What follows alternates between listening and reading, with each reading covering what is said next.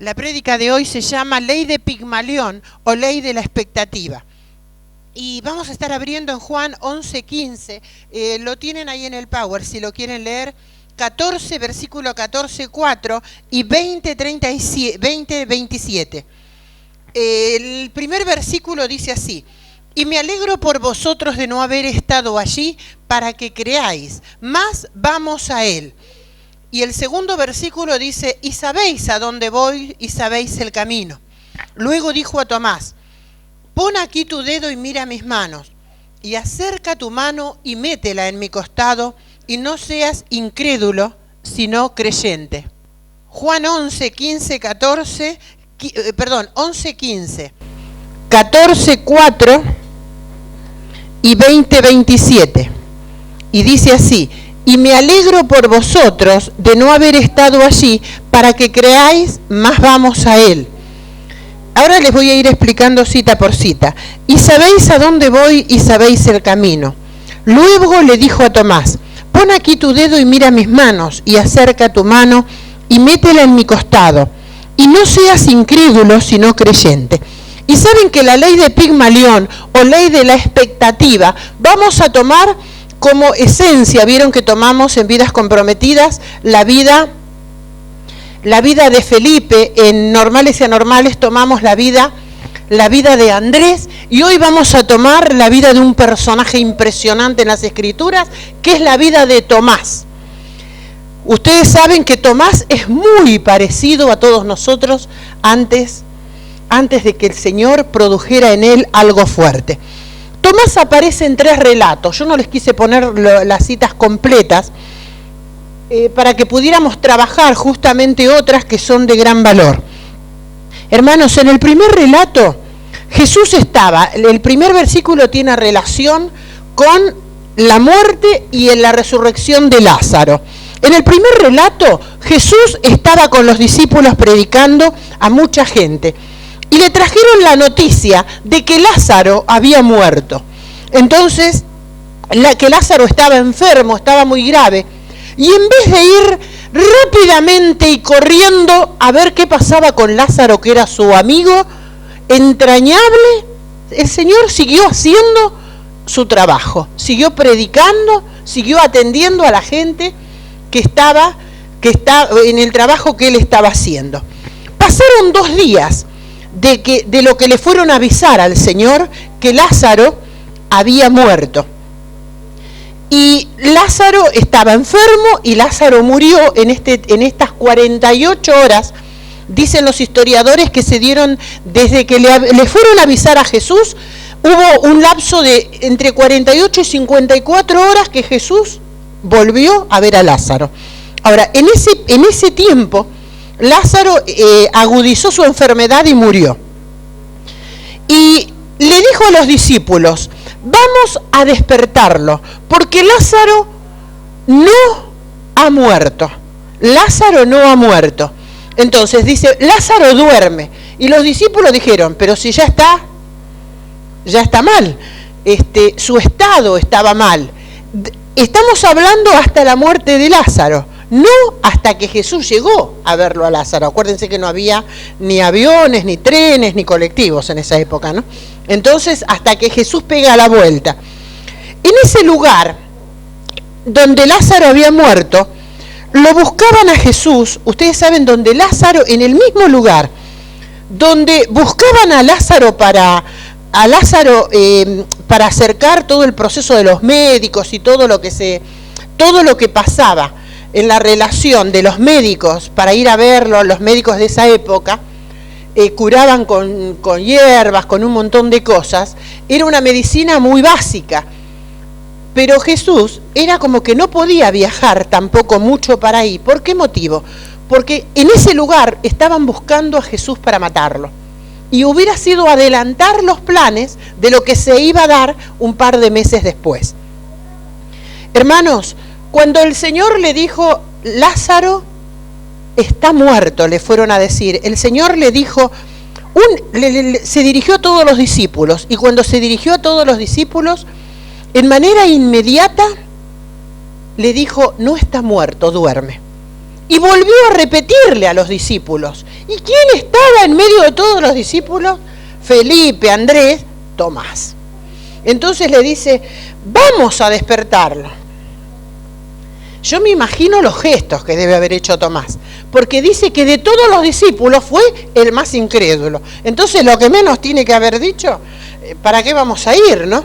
Y ¿se acuerdan que cuando hablábamos de la vida de Felipe y de Andrés decíamos que muchas veces hay gente que vio milagros y Tomás había visto milagros, pero nada más, los había visto, no había internalizado la fe, el creer que los milagros eran posibles.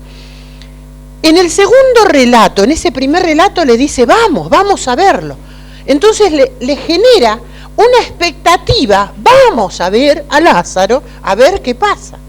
Entonces, en el segundo relato, Jesús le dijo, en la casa de mi Padre hay muchas moradas.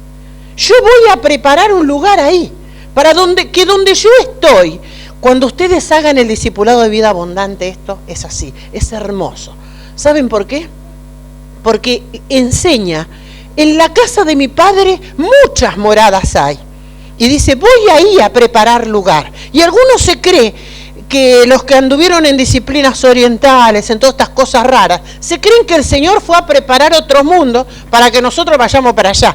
No, saben que el Señor va a preparar tu casa para poder ir y entrar.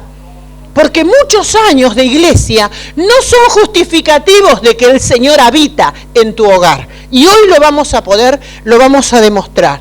Entonces, el Señor le dice a Tomás, voy a preparar lugar para ustedes. Porque ahí donde yo vaya a estar, ustedes van a estar. Entonces, en ese segundo relato, cuando el Señor habla de preparar morada para todos nosotros, Tomás lo miró. Y yo me imagino, porque Tomás fue uno de los más incrédulos que se pueden imaginar. Entonces, Tomás, ¿qué hacía? Yo me imagino los gestos que debe haber hecho Tomás. Yo me imagino qué iba a preparar y dónde vamos a ir. Entonces, todos los gestos que acompañaron la vida de este varón. Y el tercer relato, y Tomás, ¿sabe lo que le dijo cuando le dijo voy a preparar muchas moradas para muchos? No sabemos a dónde vas y si tampoco sabemos el camino. Entonces, en todo, Tomás contestaba con incredulidad. A todo Tomás objetaba con incredulidad. Ustedes saben que en un tercer relato, cuando Jesús resucita, se le aparece a todos los discípulos. Y Tomás no estaba en el medio de todos los discípulos cuando el Señor aparece. Entonces, cuando le contaron que Jesús estuvo acá, los miró a todos. Y se debe haber pensado, estos tomaron un poquito de más, porque ya había alcohol en esa época. Entonces yo me imagino que debe haber dicho, le dieron bastante. Y los miró y debe haber hecho todo un gesto. ¿Saben por qué les digo? Porque Tomás, la gente que pasamos por esa cultura de falta de fe, esa incredulidad, ese estar cerrados a las cosas de Dios, ¿qué nos pasa? A veces no hablamos, pero nos mandamos cada gesto. Entonces, me imagino que Tomás, con todos esos gestos, ¿qué debe haber dicho? Bueno, estos tomaron un poquito de más en la cena y entonces lo vieron al Señor en el medio de ellos. En ese tercer relato, cuando Jesús resucitado estaba y Él aparece, los discípulos les dijeron, el Señor estuvo acá. Y me imagino, ¿no? Todo lo que acompañaba el relato de Jesús. Pasaron 8 días y nuevamente estaban acercándose para ir a lo que iba a ser el aposento alto. ¿Y saben quién quedaba atrás siempre? Cuando todos iban caminando para el aposento alto, Tomás. Porque Tomás decía, ¿y ahora para qué nos vamos a ir a reunir? Y nos vamos a ir, en vez de 12, vamos 120. Y encima ya era la época en que se estaban seleccionando los discípulos que iban a reemplazar al apóstol Judas. Y bueno, se estaba seleccionando todo esto y era el tiempo justo en que se había producido la matanza ya de un par de ellos. Y Era difícil, en plena persecución de la iglesia, los primeros días de la persecución. Y yo me imagino que que pensaba, si Jesús no resucitó, si esto, y me imagino todas las conjeturas que él iba haciendo. Entonces cuando él iba caminando, decía, tenía toda una información de incredulidad. Entonces, una de las cosas que el Señor se le aparece en esa parte que él iba rezagado, iban caminando camino al aposento alto. Y él iba atrás, porque él no quería llegar. Vieron que a veces dice, bueno, vos te vas a la iglesia, yo me voy, está bien, voy con vos. Y voy, me siento atrás, estoy enojado, con cara de perro, me quiero sentar atrás, ¿y para qué estoy? Y los demás aplauden y vos no aplaudís, y el otro canta y vos no cantás. ¿Vieron? Bueno, así iba Tomás. Entonces, ¿quién se le aparece? El Señor. Y cuando había sido la cena donde el Señor le había aparecido, los discípulos le habían contado al Señor, Señor, Él dijo que únicamente si mete la mano en tus heridas, Él va a creer.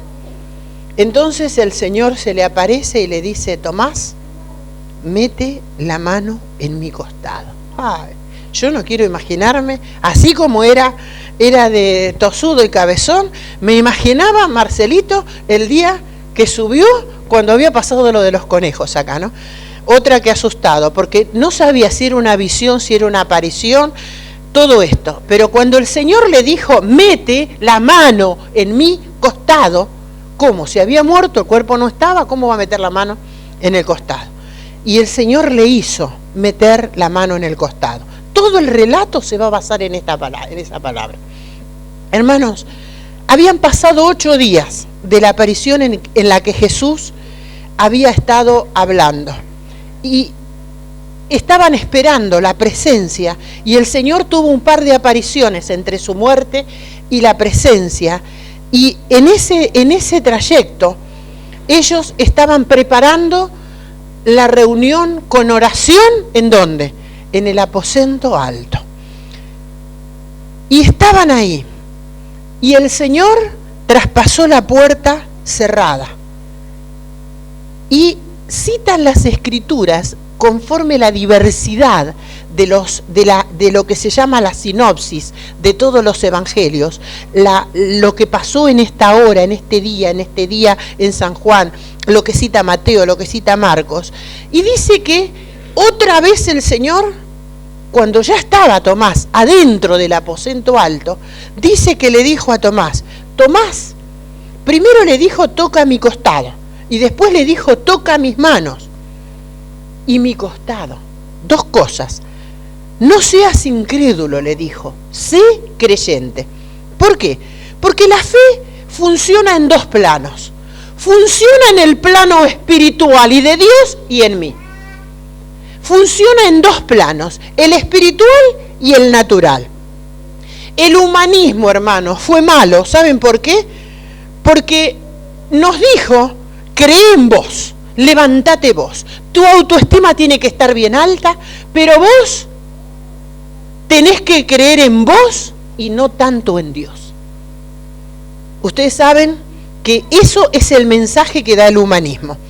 El legalismo es malo. ¿Por qué? Porque dice, cree en Dios y no creas en vos. Porque vos sos el gusano de Jacob. Señor, yo que soy el oprobio, el gusano de Jacob, recitan algunos pastores, ¿no? Yo no soy ni gusano ni soy oprobio, porque soy hija, porque soy hijo. Cuando yo tengo eso adentro mío, clarito, no va a haber duda de que no me voy a sentir un gusano, por más que me digan que soy un gusano, por más que me digan que soy un inepto, por más que me digan que soy un sucio, yo tengo claro lo que soy. Entonces, la fe verdadera, hermanos, es tener fe en Dios y tener fe en uno mismo. Es tener fe en Dios y tener fe en mí mismo, en vos. Tener fe en mí mismo. Entonces vamos a ver que la fe verdadera tiene 2 etapas. Es creer en Dios y creer en mí. Siempre que Dios imparte fe a sus hijos, ¿saben lo que hace? Imparte una fe divina. Y esa fe se va a mezclar con tu fe. Entonces se toma la fe divina y se agrega la fe nuestra. Levantá la mano y decí, hoy voy a tomar la fe divina y voy a levantar mi fe, mi porción de fe. Porque hoy Dios va a soltar de su espíritu y me va a inundar de tal manera como lo hizo en el aposento alto cuando tocó cada una de las vidas que estaban en ese lugar. Entonces, vamos a ver que muchas veces tenemos fe divina, pero no tenemos fe nosotros. Entonces vamos a ver, el problema de mucha gente que cree es que creen que Dios está, que Dios puede hacer, pero no creen que ellos pueden lograr algo o son dignos de un milagro. No, ¿cómo va a ser el milagro en mí? Yo soy tan basurita, soy tan poca cosa, no ve que no puedo llegar, yo siempre ahí atrás, soy una negrita, porque tuve un informe acá adentro, malo, un informe que me dijeron, esta negra petiza y gorda que no sirve para nada. Esto lo tratamos en los discipulados, ¿no? Entonces, tratamos de sacar ese guión. Por eso, no es que hago propaganda de los discipulados sanan, el discipulado cura, porque me hace crecer esa fe, me hace levantar la fe, y me hace tomar la fe divina, y ahí en esa chispa, Dios celebra que está en vos mismo. Entonces, vamos a ver, hermanos, cuando los israelitas, yo cito siempre este tema, fueron a ver la tierra prometida, fueron Josué, Caleb y un montón. Entonces, volvieron ellos dos dando un informe de la tierra, pero aparecieron todos los demás, no, dice, nosotros nos vimos como langostas, todo eso es tierra de gigantes. Tenían la autoestima bien abajo, porque ellos se sentían del tamaño de langosta y vieron una conquista imposible. Entonces no podían mover la fe. Josué y Caleb dijeron, no, Señor. Cuando fueron a darle el informe a Moisés, le dijeron, vimos una tierra que fluye leche y miel. Y le contaron todas las cosas buenas que se podían lograr en esa tierra. Hermanos, fe en mí no es una exaltación. ¿Saben lo que es una exaltación? Una cosa eufórica. Tener fe no es una exaltación. No es un autobombo que digo yo tengo más fe que vos. No es un autobombo. No es narcisismo, yo tengo la fe más grande que vos. No es narcisismo. No es una autopromoción, yo tengo más fe que vos, por eso lloro y... No es así. No es una autopromoción. Tener fe va más allá. Tampoco tener fe es un autodesprecio.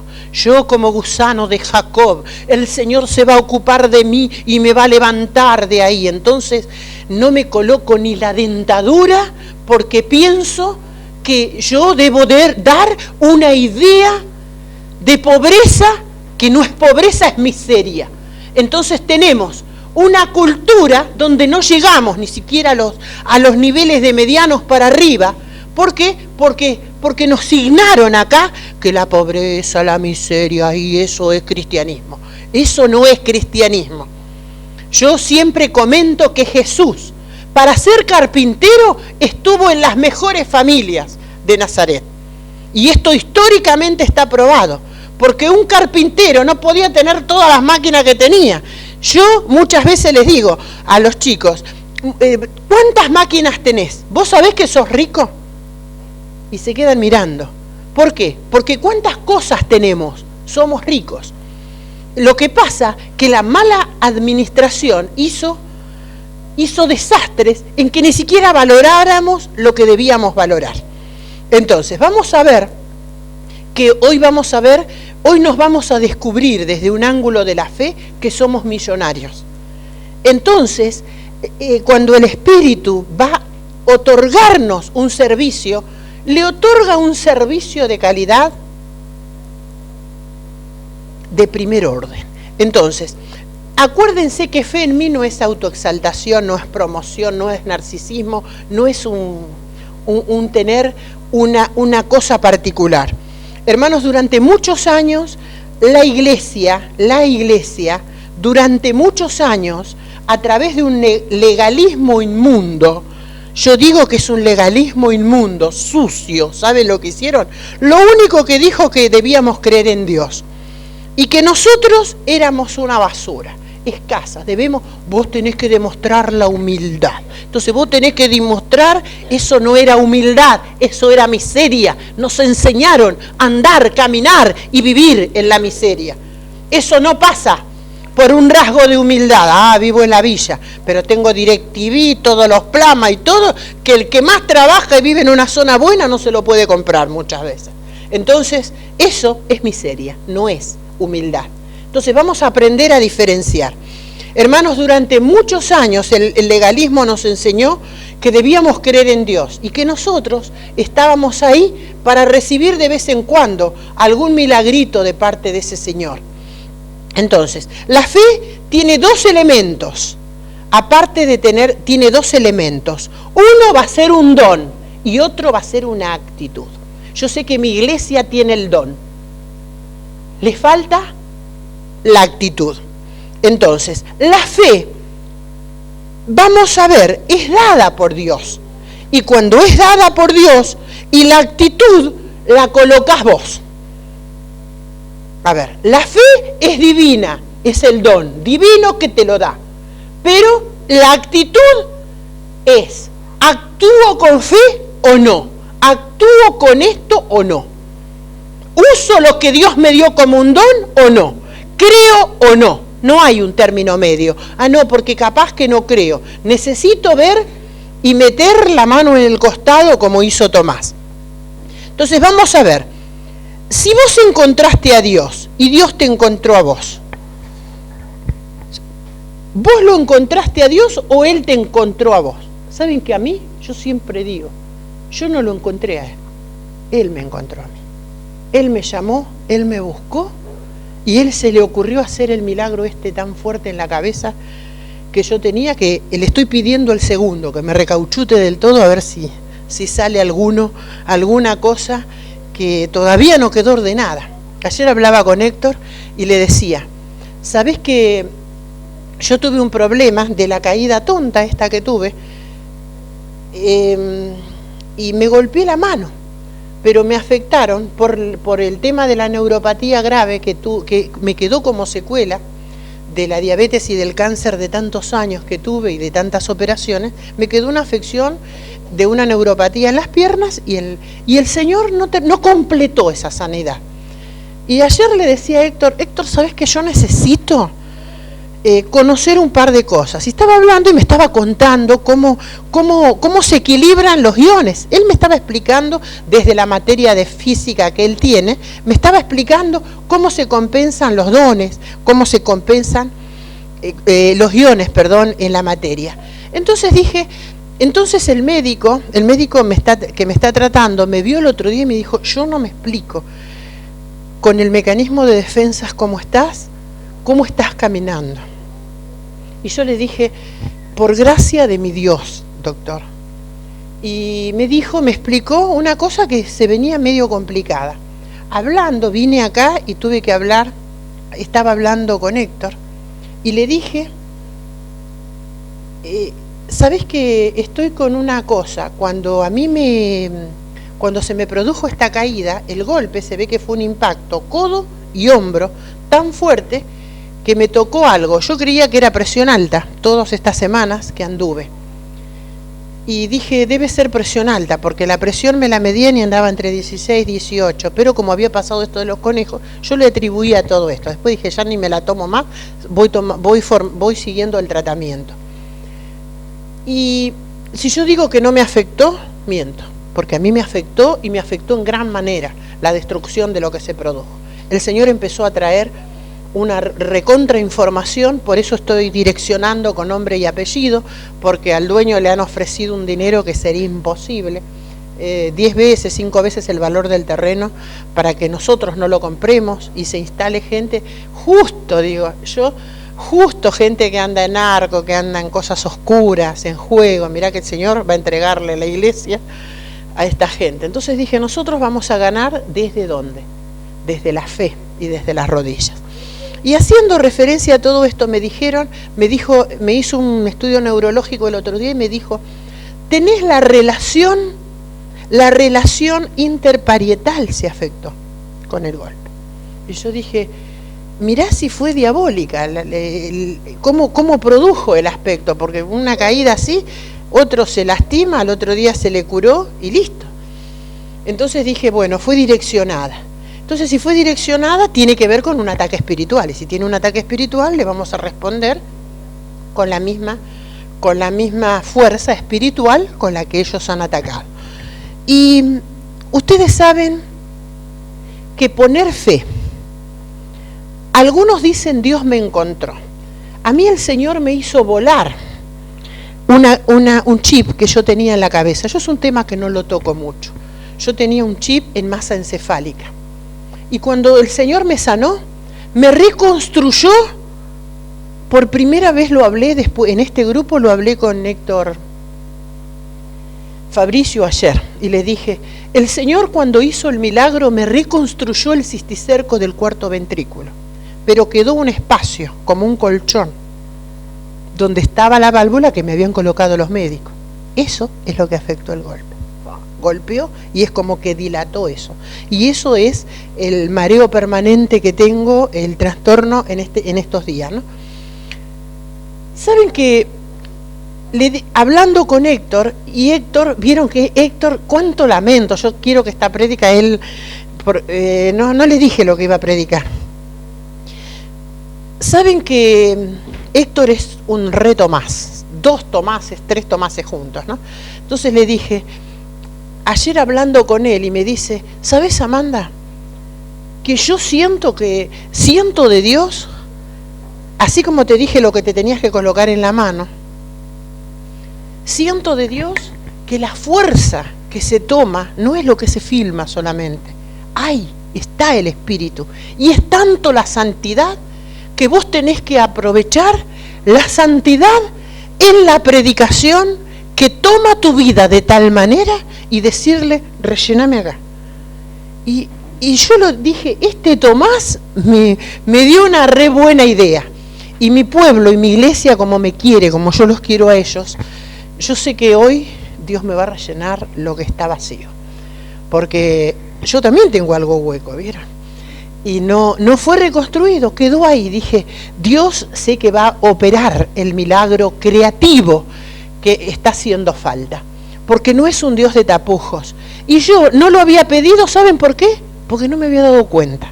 Pero me hizo falta un Tomás para que me dijera, si es tanta la fuerza y tantos milagros están operando por medio tuyo, ¿cómo el Señor no te va a rellenar a vos? Y dije, gracias Dios, porque me acercaste un Tomás justo. Hermanos, cuando el apóstol Felipe fue y le dijo a Tomás, hemos hallado al Mesías. Entonces, cuando fue junto con otro de los discípulos, Felipe lo acercó y le dijo, Jesús le dijo, yo encontré a Felipe. Las dos eran verdades. Y yo digo siempre que en mí se produjo el milagro sin yo aportar nada de fe. Yo no sabía nada de las cosas de Dios. Yo llegué y el Señor se le ocurrió, tuvo esas cosas dentro de sus planes de operar un milagro. Hermanos, la fe tiene siempre un elemento sobrenatural y divino que es el que Dios coloca en tu vida y algo que tenés que poner vos. También la fe humana es tener fe en Jesucristo. Y es más fácil creer en Jesús, ¿sabés por qué? Porque hay algo, cuando vos crees en Jesús, hay un deber que vos tenés que cumplir. No puede pasar por alto. Hay algo que vos tenés que hacer y no lo hiciste. Hay algo que yo tengo que hacer y no lo hice. Hermanos, hay un elemento sobrenatural. Cuando Jesús eligió a los 12 discípulos, no era solamente para que crean en Dios, sino para que crean en ellos mismos. Hermanos, Natanael, yo les comenté en la otra prédica, era un prejuicioso, cerebral. Y un tipo como Andrés y como Felipe, que eran medio lelos en todo, fueron y acercaron a Natanael a Jesús. Natanael tuvo una conversión tan fuerte que dentro de los doctores de la ley tuvieron que ver con muchas vidas rescatadas. Porque él conocía el idioma, como América conoce el idioma de los médicos donde está trabajando, entonces va y ¿qué hace? Se mete y busca algo para Gaby. ¿Por qué? Porque está en un medio que le es común. Nosotros podemos tocar todas las puertas y no nos abrió ninguno. Entonces, ¿por qué? Porque no conocemos. Eso es la utilización de un medio. Ahora, cuando Natanael se acercó a Jesús, cuando Jesús se acercó a Natanael, le dijo: he aquí un verdadero israelita, en quien no hay engaño. ¿Qué vio Jesús? Que Natanael era un prejuicioso, un sucio, un roñoso, un doctor de la ley que truchaba los libros en el mejor estilo del 2008. No, dijo: he aquí un verdadero israelita en quien no hay engaño. Porque ¿qué vio de Natanael? Yo hace tanto que te ayudo y vos no. ¿Y vos no respondés? No. Vio lo bueno, vio lo que era rescatable de Natanael. Y el verdadero discipulador, el verdadero maestro de las cosas de Dios, siempre va a ver lo bueno del discípulo. Ayer le digo, Diego, estuve hablando de vos en Alco. Y Diego, ¿y yo qué tengo que ver? Habrá dicho Diego. Y le dije que sos un tipo de un discípulo mío. Y le dije eso, que es un tipo de discípulo particular. Entonces, yo creo que él no habrá entendido. Les voy a poner otro ejemplo. En un momento Jesús, y acá me estoy entrando a la ley del Pigmalión, la ley de Pigmalión o la ley de la expectativa. ¿Qué hizo que Natanael lo mirara a Jesús? La expectativa que Jesús puso en él. He aquí un varón en quien no hay engaño. Otro personaje de la Biblia, Zaqueo. Era chiquito, negro, no tenía altura. Dice que tenía los dientes salidos así para afuera, chueco. Pero la descripción, ¿saben? Esto lo tomé de un aspecto cómico, de cómo era Zaqueo. Vieron que los judíos son muy graciosos, el pueblo judío es muy gracioso. Y hay un autor judío que tiene que ver con Lucas Ley, que describe la figura de Zaqueo. Entonces leí eso y me encantó. Y dije, un personaje insignificante, negro, feo, los dientes para afuera. Dice que tenía unos lentes, no lentes, tenía una cosa que se ponía acá para poder ver con este ojo porque no veía con esto. Peor pobrecito no podía ser en su aspecto físico. Jesús iba caminando y lo vio a Zaqueo. Sumado al aspecto físico, era un ladrón. Era un cobrador de impuestos, era un usurero. Este tipo las tenía todas y bien oscuras, ¿no? Y vieron que hay peores que nosotros. Y Zaqueo tenía todo esto. Era horrendo aproximarse a Zaqueo. Y estaba arriba de un árbol porque por su altura no lo podía ver a Jesús. ¿Saben lo que hizo Jesús? Jesús caminando, y yo me lo puedo imaginar. Cada vez que digo majestad, Señor hermoso, yo me enamoré de ese Señor y yo nunca les voy a dar un Jesús harapiento ni rasposo. Yo me lo imagino caminando con su majestad, con ese señorío de maestro alrededor. Y saben que este hombre tocó, alguien lo tocó, pero él no miró al que lo tocó. Dice la Biblia que se dio vuelta. Y le dijo, Zaqueo, baja. Y le dijo, esta tarde voy a ir a comer a tu casa. La ley de la expectativa. La ley de Pigmalión. Pigmalión es porque es el que la descubre. Es la ley de la expectativa en el área espiritual. Con esa frase, ¿saben qué pasó? Saqueo, cuando le dijo esta tarde voy a ir a comer a tu casa, Saqueo se sintió amado. ¿No crees? Saqueo se sintió respetado. Se sintió que no era un inferior, que no era un bastardo. Saqueo se sintió amado y respetado. ¿Saben por qué vamos a las casas de las mujeres? Las que piden, no las que no piden. Una vez cada 15 días, por esto. Saqueo se sintió amado y Saqueo se sintió respetado. Y cuando Saqueo se sintió amado y Saqueo se sintió respetado, Jesús le dio una palabra positiva, le dio una palabra de fe. No le dijo, tenés los dientes para afuera, mirá qué negro sos, qué petizo, qué horrible, encima sos cobrador de impuestos y te robaste, te choreaste un par... No le dijo todo eso. ¿Qué le dijo? Esta tarde, voy a ir a comer a tu casa. Y ese Señor, en esa majestad y en ese esplendor, no perdió de vista los ojos de aquel hombre pequeño, negro, con todos los defectos. Saqueo pensó que si Jesús quería comer en su casa, tan malo no debo ser, tan corrupto no debo ser. Entonces cuando el Señor le dijo, ¿vieron el power de mi Padre me ama? ¿Saben lo que pensó Saqueo? Me ama tal cual soy. Entonces voy a cambiar. Porque Él puso la expectativa en mí. El día que el Señor me dio la docencia de la palabra, me dio el don de la expectativa. Porque si hay algo que genero en mis discípulos, y no es orgullo, ni es autobombo, ni es nada de eso, algo que me hizo generar es la expectativa de amarlos como Él los amó. Es la expectativa de creer que se van a superar como Él me superó a mí, de ser una basura, delincuente, maltratada, maltratadora, homicida, me sacó. Y me sacó. ¿Y saben cuál es? Mi mano en el costado de Jesús, creer en vos. Y creer que las capacidades cuando yo te ministro y cuando yo te discipulo van a ser superiores a las mías. Esa es la ley de la expectativa.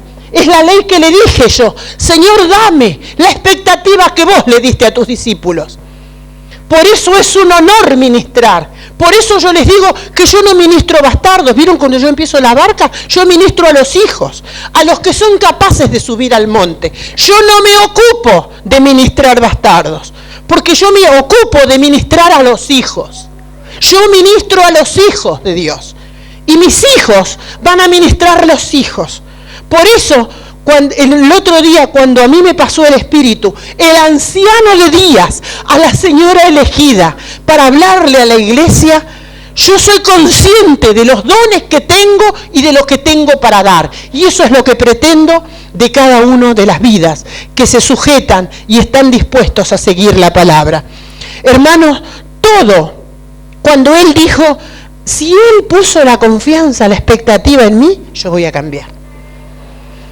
Y todo empieza cuando vos empezás a creer en vos. Cuando empezás a creer en sí mismo. No en creer lo que el otro me da, lo que el otro me pone, lo que el otro me pasa factura, lo que el otro me saca en cara. No, es lo que me da porque me ama. Mi Padre me ama tal cual soy, dice, ¿no? Hermanos, los que tenemos más de 5 años en el Evangelio, tenemos que reacomodar toda la cabeza. ¿Saben por qué? Porque el legalismo de las iglesias nos enseñó que hay que creer en Dios, pero que es malo tener suficiencia en las cosas de Dios a partir de nuestra propia fe. Nos archivó el cerebro, la capacidad de razonar, la capacidad de creer, la capacidad de desarrollar los dones, de usarlos. Entonces, saben que creer también en un humanismo, porque éramos una basura y ahora Dios nos sacó de todo eso, entonces nos sentimos inservibles. También es malo, porque el humanismo nos da la política y la política no nos va a sacar del mundo donde nos metió. Hemos entendido que tener fe en Dios y debemos entender que debemos tener fe en nosotros mismos. Saben que en Efesios 1 dice, ustedes todos los que hicieron la barca este tema lo vieron bien, el cual me hizo sentar en los lugares celestiales juntamente con el Señor. Si Él me hizo sentar en los lugares celestiales juntamente con el Señor, yo no puedo actuar mal, porque yo tengo la responsabilidad de estar sentada en los lugares celestiales. Dios nos eligió desde antes de la fundación del mundo. Dice en el libro de Efesios 1, y también en Jeremías 1 dice, antes que te formases en el vientre de tu madre, yo te elegí, yo te amé, yo te santifiqué, yo te di por profeta a las naciones. Entonces, ¿qué debemos pensar? ¿Qué hacemos con los dones archivados? ¿Qué hacemos con las cosas que no estamos utilizando para el servicio? La ley de la expectativa de Jesús, que Jesús genera en sus discípulos, hace que nunca más aparezca la excusa del no puedo, porque si no, no formas parte de su ejército. Y estos a los que yo denomino vulgarmente cerebro de bastardos. Y no los ofendo, no tienen la capacidad de los hijos. Entonces no hay que poner porque no tenés capacidad de hijo, porque te limitás. No, yo estoy solamente para esto. Entonces, una persona que no cree en sí misma va a tener una cosa que es con la que yo hoy voy a atar. Una persona que no cree en sí mismo va a ser un vago, va a tener vagancia. Y vagancia es la creencia de que no podemos hacer las cosas, porque es un experto, el vago es un experto en poner excusas y en vivir dormido. El vago es una persona experta en poner excusas y en vivir durmiendo. Una persona que no cree en sí mismo no puede, va a tener siempre un estado de vagancia. Y en el libro de Proverbios dice, ¿hasta cuándo vas a dormir, vago? No lo digo yo, lo dice Proverbios. Tomás era un vago. El vago no tiene acción. El vago desea, todo lo desea, pero nunca alcanza. Dice en el libro de Proverbios 13:4, el vago pone la mano en el plato, pero no lleva el bocado a la boca porque le pesa. Al vago todo le es pesado. Le es pesado caminar, le es pesado realizar, le es pesado andar, le es pesado deambular. Yo no estoy haciendo ninguna alusión, Las señas son por sí mismos. Porque entonces, al vago todo le pesa. ¿Y saben lo que dice la palabra? La codicia del vago lo lleva a la muerte y la destrucción. Dice en Proverbios 21:24. La codicia del vago lo lleva a la muerte y la destrucción. Se mueren del corazón muchas veces por el mismo estrés de no hacer nada. El vago es el que no tiene fe en sí mismo, porque es vacío y es pesimista. Jesús le dijo a Tomás, yo me voy al cielo a preparar una morada. Y Tomás le dijo, si no sabes ni a dónde vas, no tenés nada. Porque Tomás era un negativo total. Todo lo que le decían, él era negativo. El pesimista idealiza lo que pasó. Llora el presente y ¿qué hace? Idealiza el pasado. Ay, si yo hubiera vivido de esta manera, ¿no? Mi esposo no hubiera hecho tal cosa o mi esposa no hubiera hecho tal cosa. Entonces, cuando ya ve el futuro idealizado, llora el presente. El vago siempre piensa negativamente. A mí nunca me llega la bendición porque a mí no me tocan, porque a mí me dejaron atrás. A mí, ¿y para mí cuándo? Es que mi fe me parece que no alcanza. Entonces, ¿qué es lo que tengo que hacer? Algunos vienen y preguntan, bueno, ¿sí es lo que tengo que hacer para yo integrar? Simplemente vivir como un hijo. Cuando uno les dice eso, el vago anticipa lo peor, tiene tendencia a mirar lo malo, piensa que siempre en todo lo que es muerte y siempre piensa en lo negativo. Hermanos, la fe también se transmite. Si hay vagancia en los papás, va a haber vagancia en los hijos. Si hay alucinación en los papás, hay alucinación en los hijos. Si hay desborde en los papás, hay desborde en los hijos. Si hay desacato en los padres, hay desacato en los hijos. Nunca se imita lo que no se ve. Toda la conducta de tus hijos es consecuencia de tu vida, hijito, y de tu vida, hijita. Es consecuencia de lo que sembraste y es consecuencia de lo que pusiste. Totalmente. La ley de Pigmalión es la expectativa. Y la expectativa puede ser re buena. Y puede ser también re mala. Si yo siembro mal, voy a cosechar mal. Hermanos, tengo un pedacito chiquito. Se investigó en Harvard a través de unos test psicológicos y vieron que los alumnos eran todos normales. Cuando llegó el profesor le dijeron a 2 alumnos, ¿cómo? Dice, estos discípulos, estos 2 alumnos, fulano y fulano, Johnny y Tim, son terriblemente brillantes y tienen una memoria espectacular fuera de lo normal. Dice, y todos los compañeros dijeron, no, ellos tienen un estándar igual que todos los demás, porque eran normales como los demás. El profesor trató a esos alumnos desde que los vio como brillantes. Cuando terminó el curso, los psicólogos y los terapeutas que estaban haciendo la evaluación volvieron a hacer el test a los 2 alumnos y resultaron que su coeficiente intelectual había subido terriblemente. ¿Saben por qué? Porque el profesor los vio como brillantes, los trató como brillantes y esperó los resultados brillantes. Entonces fueron 2 discípulos brillantes. Esta es la ley de la expectativa. Si trato a alguien como un idiota, como un estúpido, aunque no lo sea, es probable que con el tiempo llegue a eso.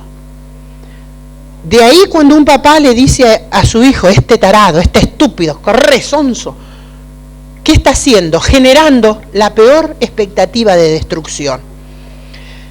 Hermanos, yo recuerdo una mamá que me consultó por una hija y me dijo, pastora, está gorda. Justo a mí, ¿no? Come todo el día, come y está acostada. Y come, pastora, yo no sé qué hacer con esta chica. No sé qué le falta, porque yo le doy lo mejor y le doy todo. Y le dije, señora, ¿por qué no prueba de tratar mejor a la nena? De tratarla un poquito mejor. Y dice, si usted la tratara de mejor manera, ¿qué pasaría? Si usted la trataría mejor, ¿qué pasaría?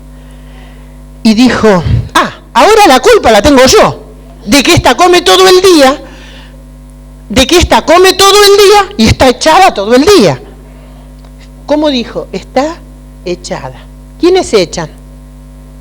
Los perros, los animales. Las personas se acuestan. Entonces, y dice, ahora la culpa la tengo yo. Todo lo que yo me desvivo con ella. ¿Por qué esta tarada? Así, ¿por qué esta tarada que vive echada? Y usted, pastora, me culpa a mí. 9 años tiene la nena. La ley de la expectativa es lo que vos esperás. Me llamaba una mamá y me contaba. Me puse muy mal cuando una de las personas me dijo, por culpa de este desgraciado tuve que madrugar y por culpa de este infeliz. Y eso es el idioma que está en mi pueblo. Y hoy la ley de la expectativa te tiene que hacer pedir perdón de rodillas por el abuso que cometés con tus hijos. Por culpa de este, por culpa de aquella. Eso es abuso emocional de mamá, es abuso emocional de papá. Y para vos que sos un abusador, quiero darte la noticia que hoy Dios vino a hablarte de una manera especial y con la presencia de los millones y millones. Hasta hasta que apareció el anciano de días y se le dio el juicio a todos los santos del Altísimo. ¿Sabes que tu hijo es santo? No porque vos hiciste algo para santificarlo. Tu hijo y tu hija son santos porque Dios puso algo para santificarlos. Puso la vida de su hijo y el sacrificio con la sangre para que ustedes pudieran valorar el don que Dios ha puesto en la mano. La expectativa es la ley que usan los profesores, pero la ley de la expectativa o la ley de Pigmalión es la ley que usan los papás, queridos. Es la ley que usan las mamás. Es la ley de Pigmalión o ley de la expectativa. Si vos ponés una expectativa de destrucción, tu hija va a vivir en camino de destrucción. Si vos ponés expectativa de fuerza, de impulso, de logro, va a tener eso. Y ese es el juicio que da el anciano de días a los santos del Altísimo. ¡Qué mejor juicio de la valoración de los santos que no puede ser basureado por ustedes como padres! Como padres y aún como hijos. Yo le ministraba la otra vez a Diego y le decía: Diego, nunca más podés permitir el abuso, porque si seguimos permitiendo el abuso de los padres y el abuso de los hijos, nunca tu corazón va a sanar, porque va a ser siempre una herida retorcida, una podrida llaga, que cuando quieras acariciar el hijo vas a tener el cactus en vez del hijo. Y vas a acariciar un cactus que no te va a responder. ¿Por qué? Porque eso es lo que sembraste, eso es lo que pusiste. Y también va para la rama de arriba. ¿Cómo actuamos con nuestros padres? ¿Cómo actuamos con nuestros hijos? Hermanos, cuando alguien confía en nosotros y nos contagia la confianza, nos contagia el estímulo, nuestro sistema límbico, ¿tiene que ver esto del cerebro? El sistema límbico acelera la velocidad del pensamiento para obtener logros.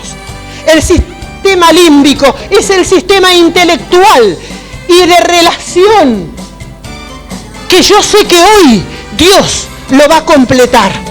¿Saben por qué? Porque no me va a permitir a mí, que ministro su palabra, tener algo vacío, porque el todo ha llenado en mi vida. Y puedo decir: metí la mano en el costado, porque esto sí que lo pasé. Y no es algo que lo pasó otro por mí, yo lo pasé por mí. Y vos pasaste pruebas por vos mismo.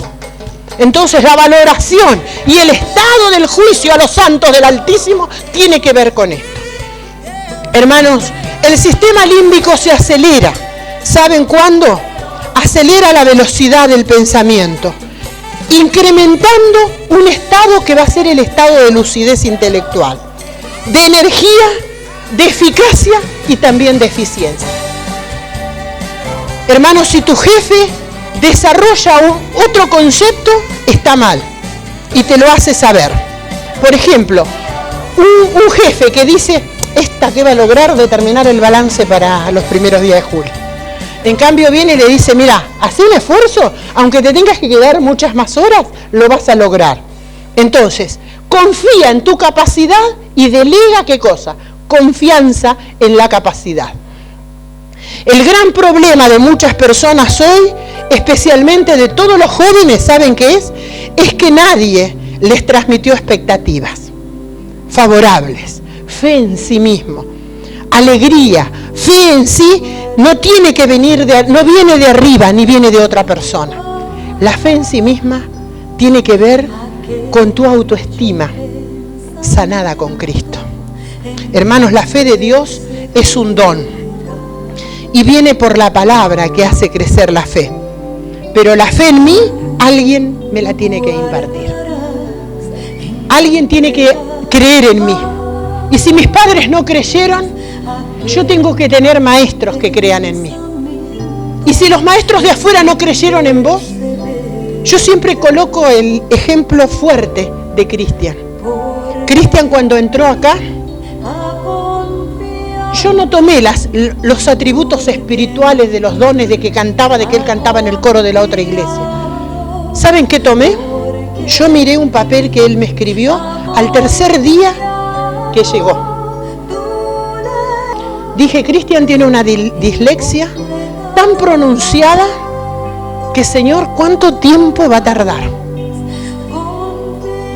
¿Cuánto tiempo va a tardar en recuperarse de la dislexia? La dislexia es un grado del cerebro para atrás. Su sistema límbico estuvo destruido. Y yo sé que el sistema límbico de Cristian Morosini lo destruyeron sus padres. Lo destruyó su familia. Y hoy lo puedo contar porque hoy volvió y dijo, se terminó el trabajo. Porque en los años que lleva Cristian, yo le dije al Señor, en este tiempo no sé cuánto se va a recuperar este hijo que vos me pusiste en la mano. Pero yo, el domingo pasado, hablé con él y le hice esta aclaración. Cristian, el Señor recuperó tu cerebro. No recuperó, no te estoy hablando ministerialmente. Recuperó tu cerebro, recuperó tu dislexia. Esto lo hablé el domingo. Y sos vos de agradecer o no lo que papá te dio. Fue todo lo que le dije. Entonces, hermanos, amigos, amigo tampoco es el que viene y te palmea la espalda, el que te adula, el que te dice que sos hermoso. No, porque lo contrario a la ley de la expectativa es la abominable ley de la adulación. ¿Sabes por qué? Porque el que espera algo de vos es el que te va a presionar, es el que te va a exigir, es el que va a hacer que la función límbica funcione. Porque a imagen y semejanza de Dios nos hizo. A imagen y semejanza de Dios nos hizo. Entonces, si nos hizo a imagen y semejanza, no nos hizo medio, no nos hizo medio trululú, no nos hizo trogloditos, gluglucitos, como decían los chicos que pasaron por acá. No, nos hizo completos, nos hizo plenos, intelectualmente, funcionalmente. Y aún en ese power, ¿saben que dije? Padre, me venía el versículo que dice, tu gloria les he dado. Y ese Padre ponía lo mejor de sí. Yo hablaba con Marcelo porque me decía, hay chicos que no quieren entrar cuando Mati no va al jardín. Y yo le dije, ¿cuánto compromiso, Marce? ¿Cuánto compromiso de lo que Dios puso en ese cerebro privilegiado de tu hijo? Y me dijo, qué fuerte, ¿no? Y esto le va a dar la explicación, porque ya hay compañeros que tienen la expectativa en él. Y así como otros padres destruyeron el sistema límbico de muchos hijos con la droga, con el abandono y con todo, todavía está a tiempo de rescatar todas esas funciones. Hermanos, mucha gente quedó huérfana de sí misma. Quedó huérfana de confianza en sí mismo. Nunca permitas que te palmeen la espalda. El que te presiona a que seas mejor y el que aprieta la mano a que tengas logro es el que te va a ayudar y ministrar con los ancianos de días. Y millares de millares le servían y millones de millones le asistían. Porque el juez se sentó y los libros empezaron a ser abiertos. Dice una frase en el libro de Daniel. Necesitamos buscar mentores, gente que nos ayude, gente que nos imparta, gente que nos construya.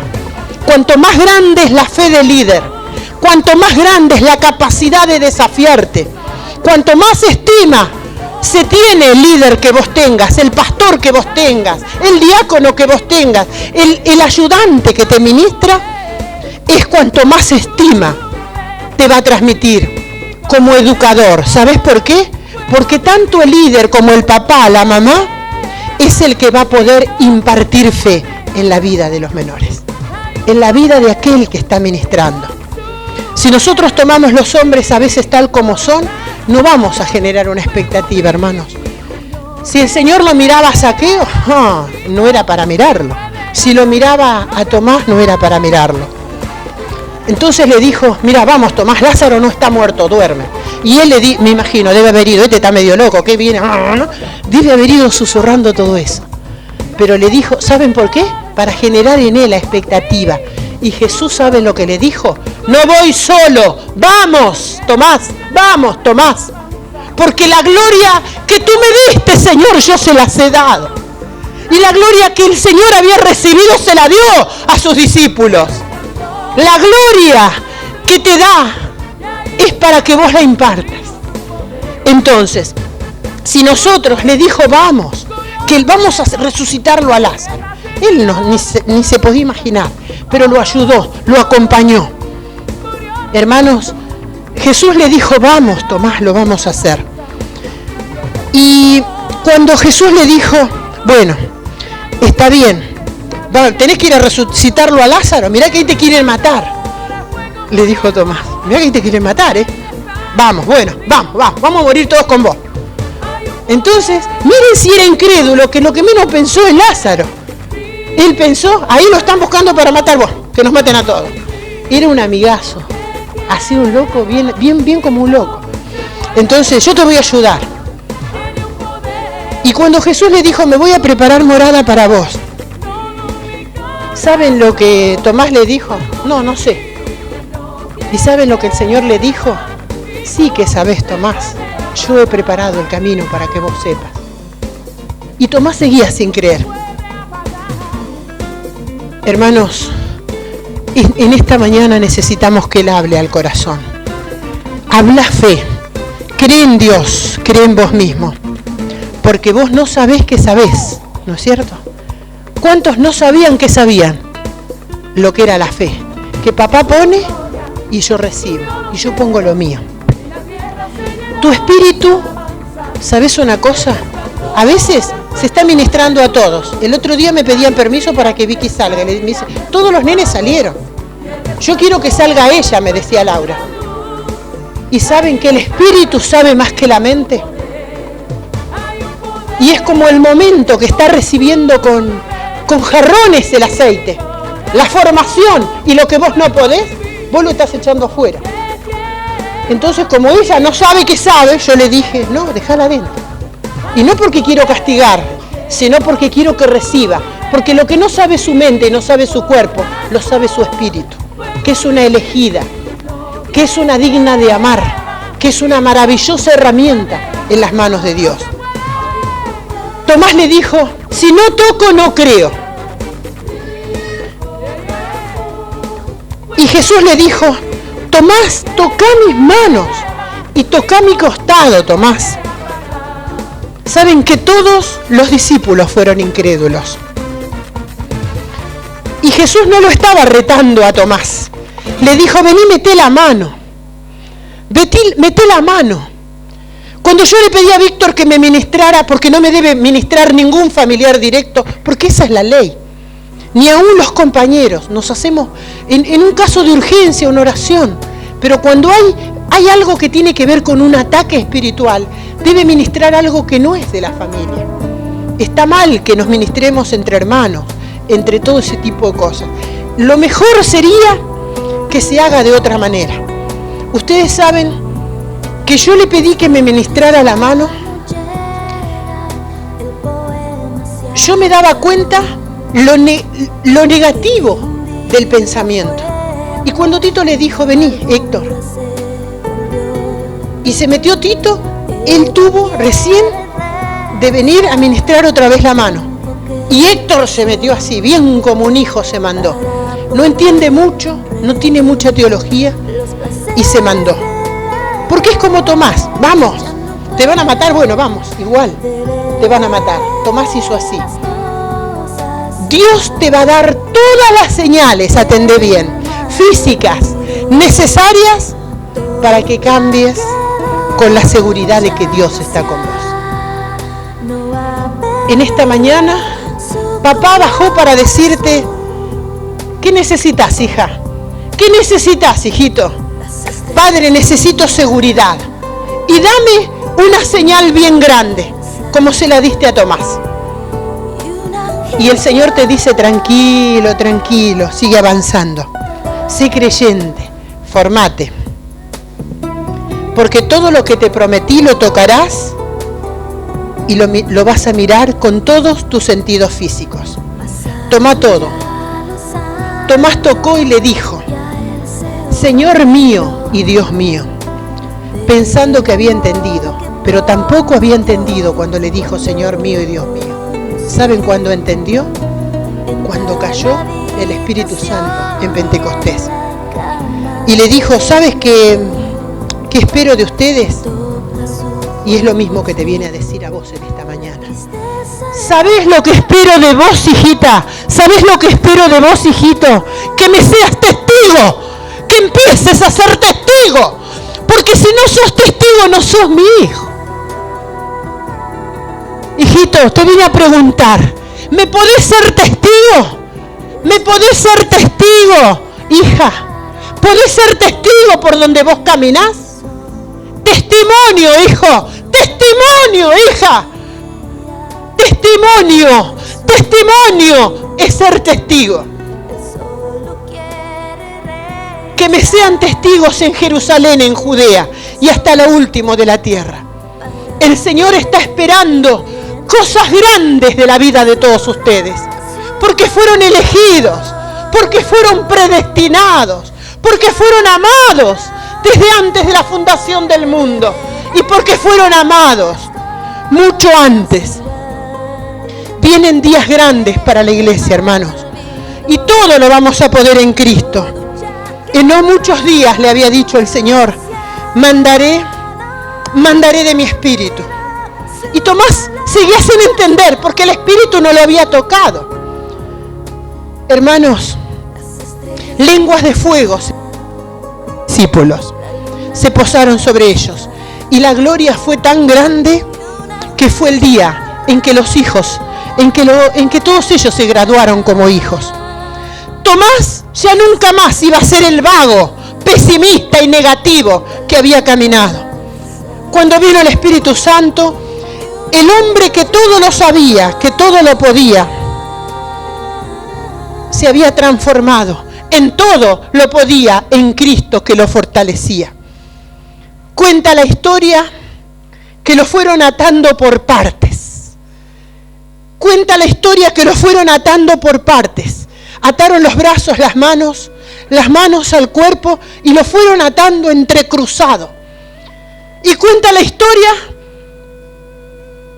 que lo metieron en una bolsa y lo ataron a un carro romano.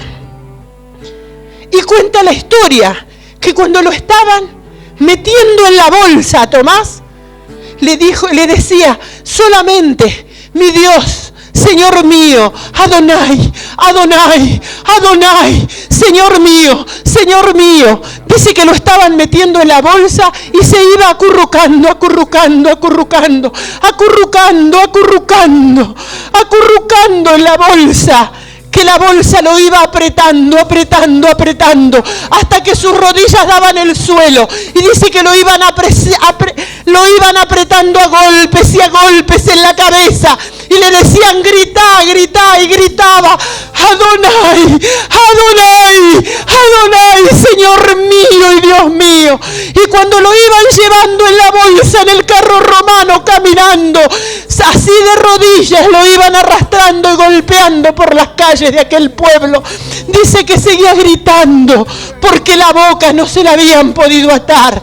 Adonai, tu Señor te saluda desde adentro de la bolsa. Y dice que ese hombre moría de rodillas, parecía que iba a morir de rodillas. Saben que una persona en condiciones humanas no soporta más de 12 horas un castigo. Este muchacho lo llevaron por toda la bolsa, se fue sacudiendo por todos los lugares de Roma donde lo llevaban. Y cuando lo llevaron a la orilla del río, ¿saben lo que hizo?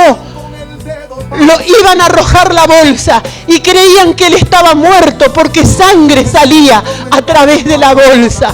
¿Saben por qué? Porque en ese momento la sangre de Tomás se había mezclado con el costado del Señor y el que iba dentro de Tomás era el mismo Señor Jesucristo. Saben que ese hombre negativo, pesimista, loco, incrédulo, lo arrojaron al agua lleno de sangre. Y dice que la sangre y el agua del río grabó el mejor estandarte de ese hombre para la conversión de aproximadamente 4.000 vidas. Y él caminaba por las calles antes como un incrédulo. Y todos los que vieron la muerte de Tomás se convertían. ¿Saben por qué? Porque ese hombre había metido su mano en el costado. Ponete de pie y mete la mano en el costado del Señor.